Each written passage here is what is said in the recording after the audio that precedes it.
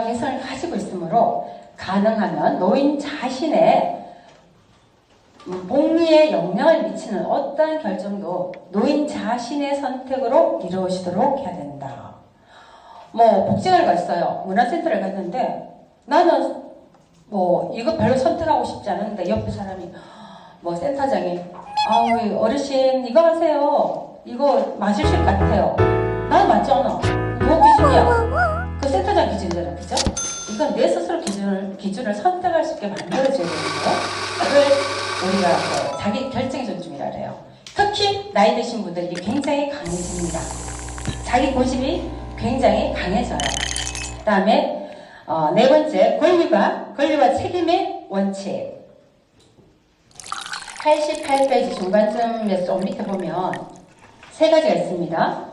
노인은 후손의 양육과 국가 및 사회의 발전에 기여하여 온 자로서 존경받으며 건강하고 안정된 생활을 보장받는다.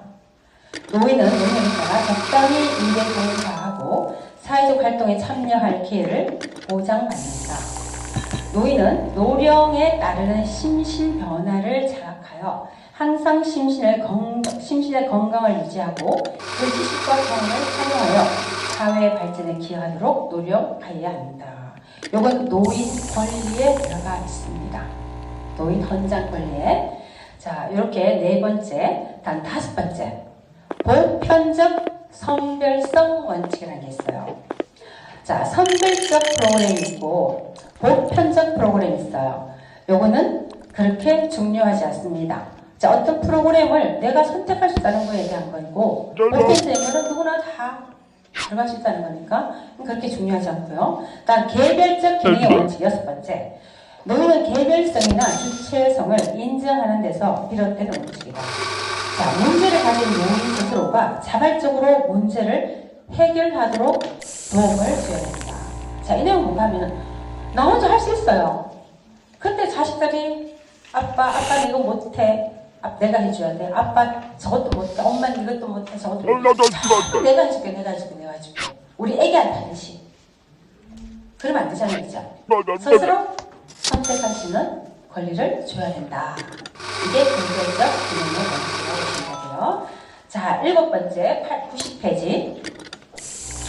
전체성의 원칙.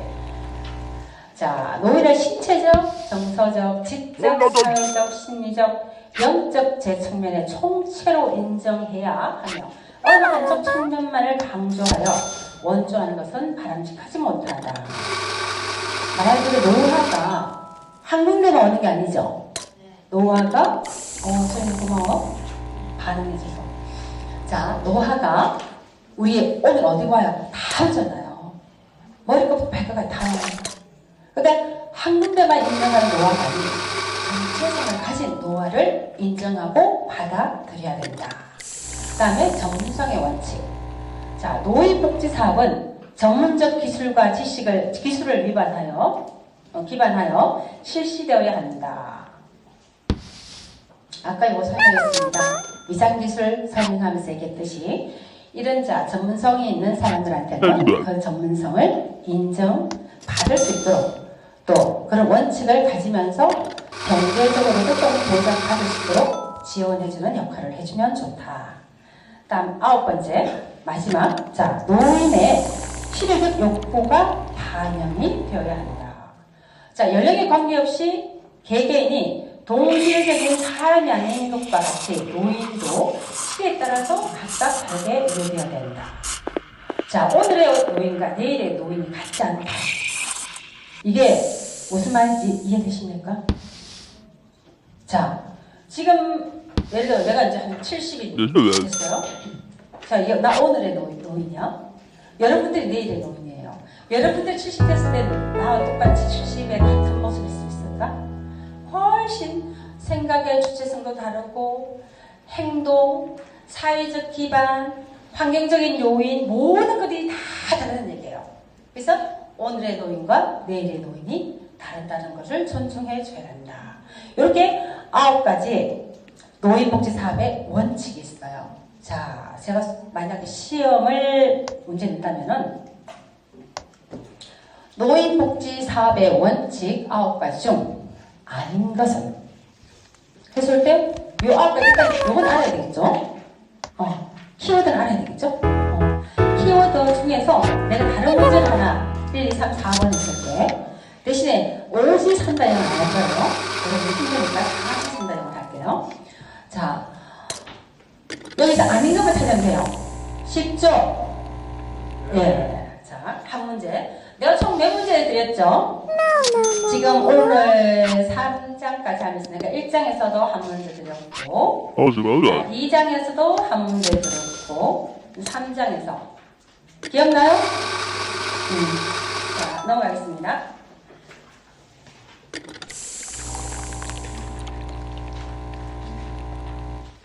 자, 또 심각한 게 나왔어요. 저출산 고령 사회 기본법.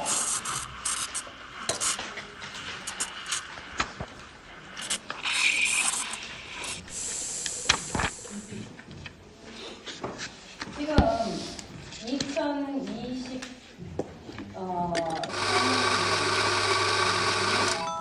산행 기준 보니까 우리나라 출산 인구가 1명 안 되잖아, 그죠? 0.78명인가 돼요. 76명인가 78명인가 어쨌든 1명이 안 돼요. 세계적으로 가장 최하위예요.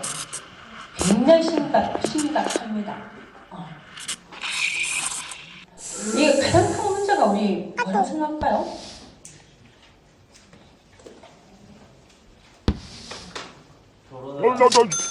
결혼 안 하는데 가장 심각한 문제가 뭐라고 생각하고?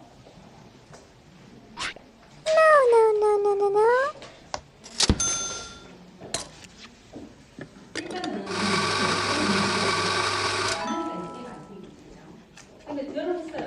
했는데도 애가 낳는 걸 꺼려하는 거, 꺼려하는 거 돈이 많이 들어요. 그렇죠. 양육에 그런 예전에 60년대, 50년대, 40년대 때는 그냥 만나게 있잖아요. 자식이 낳는 기준이 달랐어요. 먹을 거는 타고나는 거였어요. 일단 나만 먹으면 되잖아요. 왜? 그때는 생존의 시대였어요. 생존은 먹고는 살아도 되는 시대. 그리고 낙태라는 건 모르는 시대예요. 그러니까 생기면 나야 돼. 그럼 뭐 산부인과가 따다다다다. 시간 안 출산했죠. 그런 시대에 살다 보니까 이 출산이라는 문제를 풀려 안 했고 일단 나만 먹으면은 저절로 크는 것 중에는 형제간의 끼리, 자매끼리 서로 키워주는 거예요. 위에 가장 위에 언니 오빠가 완전 뻘쭘하면 그 10년, 20년 이상 이런 게 키워주는 거예요. 시동생하고 그러니까 조카하고 같이 사는 그때는 고령화 많이 자체가 없었지. 40이 넘어서 애를 낳아버리면 결혼 확률이 20대 안에 결혼 20대가 여자가 결혼이 되었어요. 10대 중반에 나왔어요. 그러면 10몇 년 차이 나는 거예요. 그렇지만 그 삼촌이 없었다는 거예요. 이게 애가 굉장히 많죠. 보통 수야가 7, 8명, 10명 이상 되는 거죠. 근데 여러분들 지금 많이 결혼하면 많이 나오면 2명. 이런 시대에 여러분들 살고 있다는 거예요. 어떻게 키우고 싶어요? 정말 하라는 진짜 많이 해봤어요. 최고로 시키고 싶은 생각이 사교육비가 어마어마하게 들어가는 그런 경우 지금 시키고 있는데 모든 지금 현재 젊은 부모님 그게 낳고 싶겠어요? 너무 부담을 못 하잖아요. 이래서 저출산에 대한 첫 번째가 양육에 대한 부담이 굉장히 커서 다 이래가지고 지자체에서 엄청나게 지금 지원을 많이 하고 있어요. 그래서 보니까 우리나라가 지금 2024년 기준에 대한민국 빠빠다다. 출산율이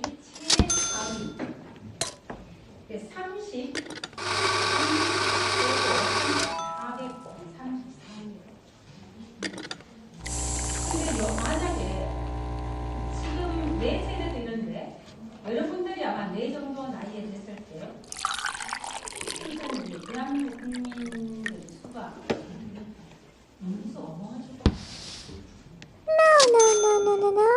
이승까지는 안 가깝고 또 문제 없나?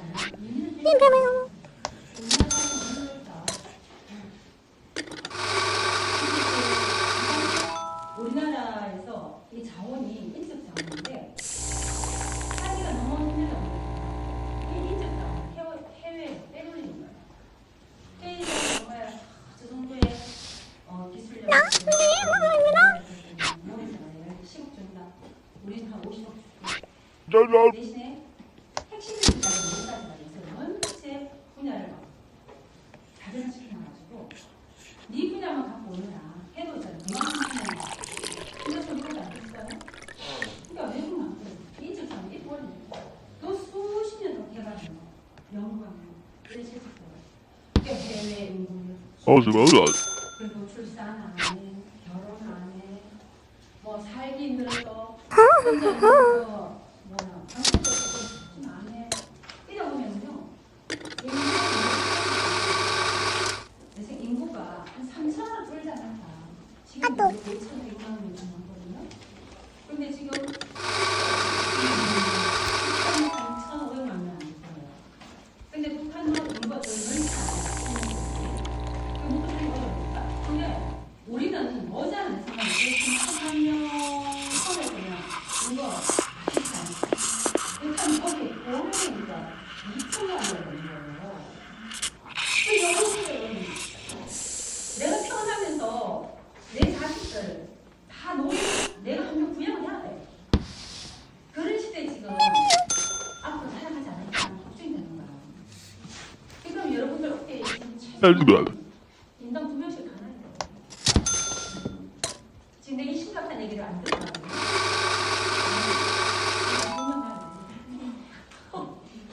책임대로 막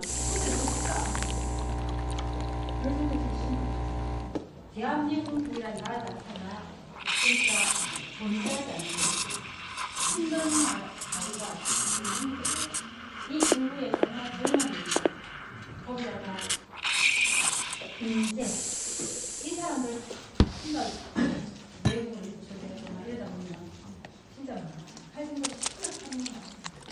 이 공부에 의미가 없을 정도로 왜 공부를 할까? 야는 내가 왜 공부를 안 할까 싶을 정도로 진짜 그나마라도 관심 있는 문제가 있으면 나는 또 그렇게 이상하게 좀 이야기를 관심이 있어요. 애국심 뭔가 어쨌든 되게 관심 많아. 그래서 진짜 머리 아프면서 찾아 대한민국 문화 어떻게 보시나 이런 것들 있잖아. 한 번씩 아는 교수님들만 또 하려고 그리면서 써보는 거 생각해요. 저런 거 그런 정도 진짜 어려워요. 식당이 너무 힘들다. 그래서 정부가 뭐라고 생각하냐면 연구, 국가, 기상, 상태, 전환을 했어요. 그래서 지금 여기서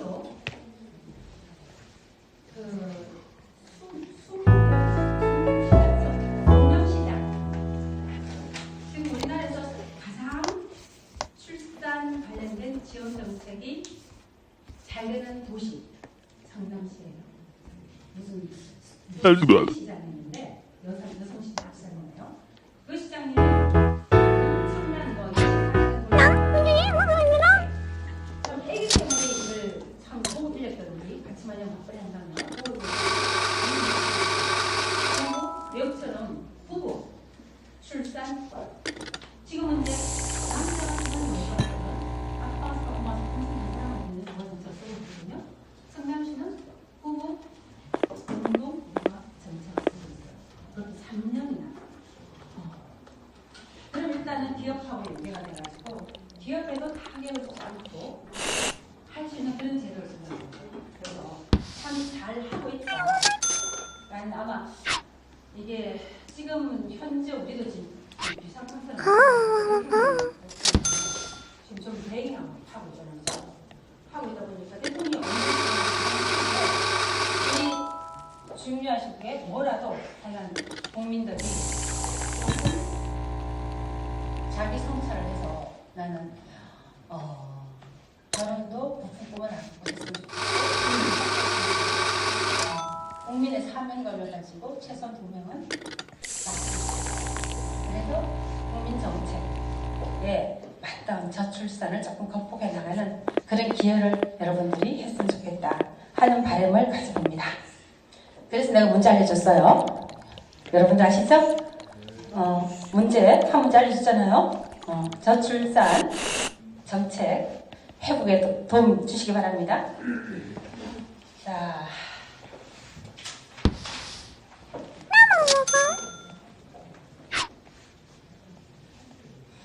(92페이지) 보면 그림 3-1이 있어요. 노인복지법 1981년 6월 5일날 제정됐습니다. 그 다음에 노인장기 요양보험법 요거 2008년 7월에 시행이 되고요. 그 다음에 고용상 연령 차별 금지 및 고령자 고용 촉진에 관한 법률. 이제 나이가 아무래도 든 사람들 고용하고 싶어 하지 않죠. 모든 기능이 떨어지기 때문에 생산 능력이 떨어집니다. 공장에서는 생산 능력이 올라야지 수입이 남을 거 아니에요. 그러니까 고령자를 쓰고 싶지 않겠죠. 그래도 고령자 고용 촉진법에 관련된 법률이 제정되기 때문에 이것도 법률 위반으로 들어갑니다. 그 다음에 고령 진화사업 진흥법, 고령 진화사업 육성도 하고 지원도 하고 하는 정부 차원의 법이 있습니다. 자, 중앙행정체계가 있어요. 체계는 지방하고 시군까지 쭉 밑에 나왔지만 여기는 굳이 거기까지 내려갈 수 없다고 해요. 중앙행정체계만 지금 PPT 자료에 올려놨습니다. 자, 보건복지부 보건과 복지를 함께 시행하는 보건복지부 장관 하에 그 다음에 인구정책실 그 다음에 한 분야가 있습니다. 노인정책관 노인정책관에서 노인정책과 노인지원과 요양보험제도과 요양보험 운영과 노인정신과 이렇게 관련된 5개의 과가 있는데 요것들은 차후적으로 2학기 노인 정신건강에 들어가도 또 다룰 수 있는 거니까 그냥 넘어가도록 하겠습니다. 자, 노인복지의 구성체계 노인복지 재정 이게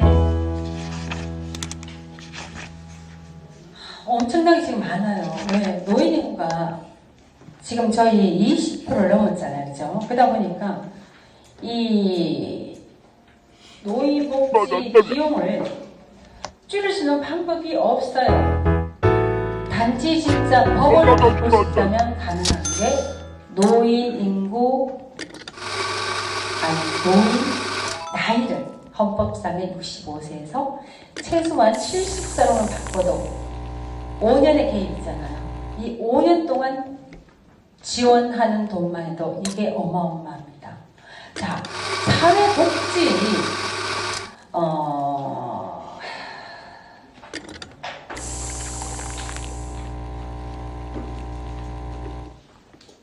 사회복지 예산이 260조 되는데 거기서 노인복지 예산이 115조가 돼요.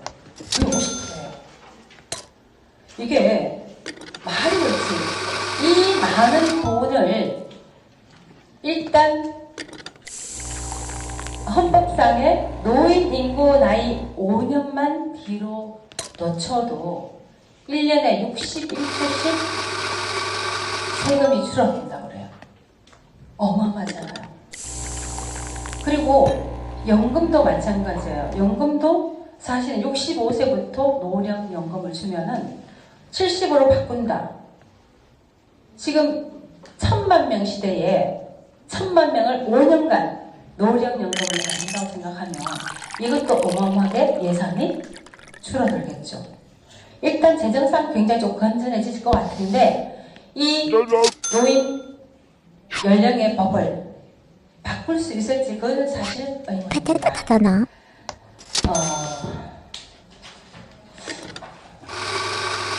자, OECD 사회복지 지출 기준에 공공사회복지 분야, 노령, 유족, 근로무능력, 보건, 가족, 적극적 노동시장, 실업, 주거, 기타 등 9개 분야가 있습니다.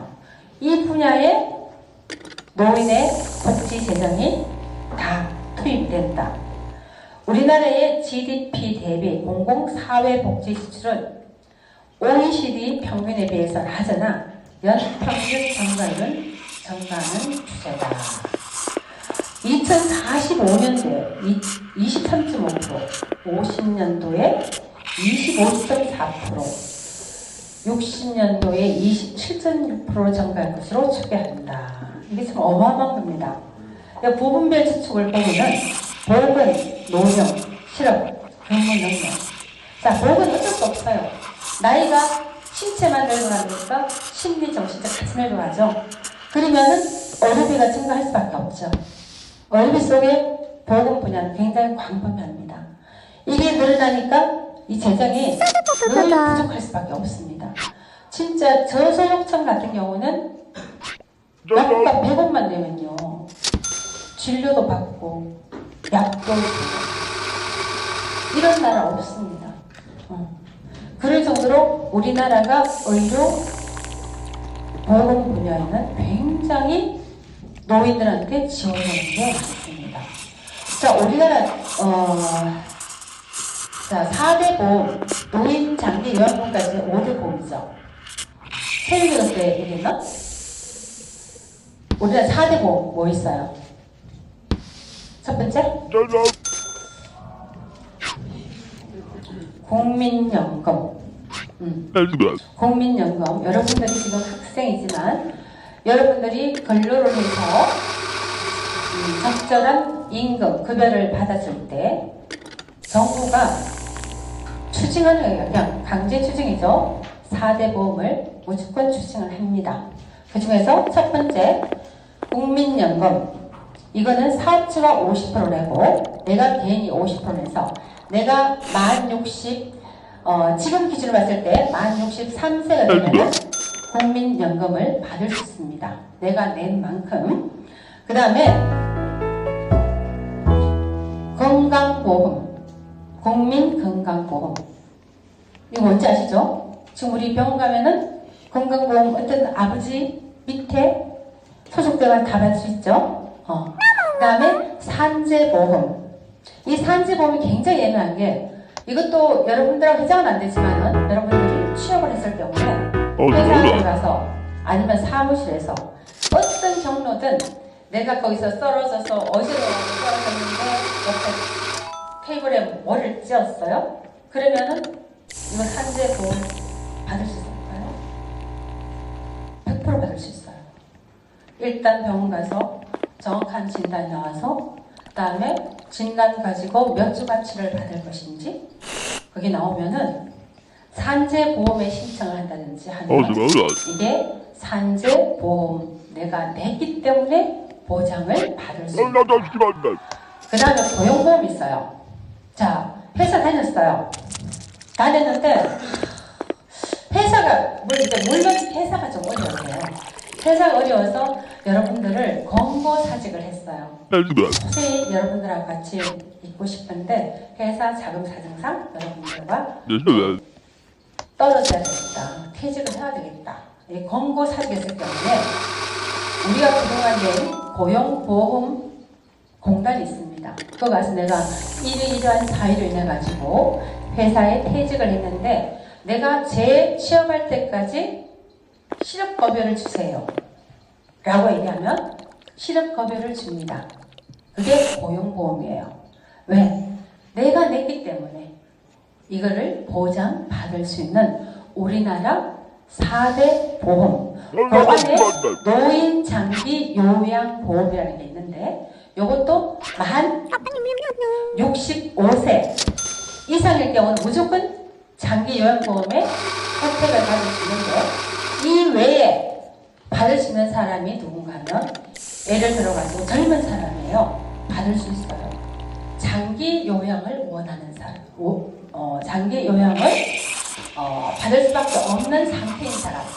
예를 들어 뇌출혈로 쓰러졌어요. 젊은 사람 30대인데 이 사람 집에서 사실 간병하기 힘들어요. 병원에 있다가 요양을 통해서 가야 되는데 내가 이 보험으로 건강보험에서 받는 게 한계가 있어요. 그거는 병원에서 받는 거, 뭐 약을 보험 처리해서 받는다든지 뭐 주사를 맞을 때 내 몸이 필요한 그 부분에서는 건강보험 지원을 받을 수 있고 이제 요양을 요하는 보험이 필요할 경우에 요양을 들어간다든지 요양병원을 간다든지 했을 때 거기에 간병 그다음에 거기에 관련된 기타 서비스 요거는 요양보험에서 받을 수 있습니다. 그래서 우리나라 보험제도 아마 타 나라도 마찬가지예요. 보험제도라는 것은 말 그대로 내 몸을 나를 보장해주고 보호해주는 장치라고 생각하시면 됩니다. 그런 게 여러분들은 꾸준하게 직장생활을 하면서 조금씩 만들어 나가는 나만을 보여준 틀이라고 생각하시고 그 돈이 아까운 돈 아니에요. 그죠? 그거는 사업주 반, 내가 반 부담하는데 그걸 나를 보장해주는 장치라고 생각하면 그 돈은 절대 진짜 아깝지 않는 돈이라고 생각하시면 됩니다. 자, 그래서 지금 이 노인복지 재정 역시 우리가 지금 젊었기 때문에 과연 이 노인들을 위한 이런 재정들을 이렇게 많이 써도 되겠나라고 생각하지만 정말 나를 내 다음 세대를 위한 노인복지 재정이라고 생각하고 물론 조금씩 바꿔나가긴 할 거예요. 그런 복지 재정을 많이 사용하고 있지만 어쨌든 이거는 재정을 지출 안 할 수가 없는 그런 복지 재정이라고 생각하시면 될 것 같습니다. 그 밑에 보면 우리나라의 복지 예산은 노인 장기 요양보험제도가 2008년, 기초연금 확대 2009년, 노인 돌봄 사업으로 재정 증가를 하고 있으나 노인 인구에 자연 증가분이 포함되어 있는 내용이다. 자, 마지막으로 요거는 다음 4장에 보면 노소득 보장을 위한 정책 가면 또 이 내용 똑같이 나옵니다. 그때 다시 한번 더 짚어줄게요. 자, 오늘 나머지 토론 문제. 자, 수고하셨습니다.